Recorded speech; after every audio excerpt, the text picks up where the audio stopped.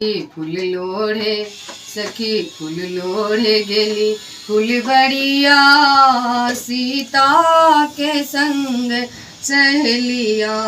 सखी फूल लोढ़े गेली फूलबड़िया सीता के संग सहेलिया। कोई बेली फूल लोढ़े चमेली फूल लोढ़े, कोई बेली फूल लोढ़े चमेली फूल लोढ़े। कोई लोढ़ेला चंपा के कलिया सीता के संग सहेलिया। सखी फूल लोढ़े गेली फूलबड़िया सीता के संग सहेलिया। कोई राम बड़े मांगे कोई लक्ष्मण बड़े मांगे, कोई राम बड़े मांगे कोई लक्ष्मण बड़े मांगे। कोई मांगेला गुलन के कलिया सीता के संग सहेलिया।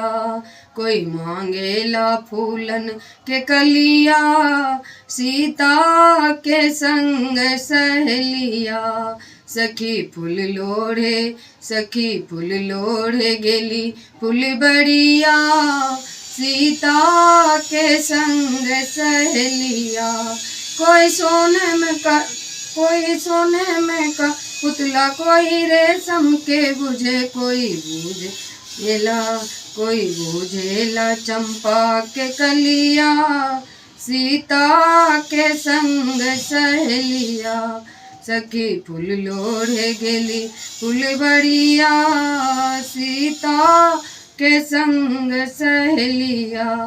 कोई राम गले डाले कोई लक्ष्मण गले डाले, कोई राम गले डाले कोई लक्ष्मण गले डाले। कोई डालेला चंपा के कलिया सीता के संग सहेलिया।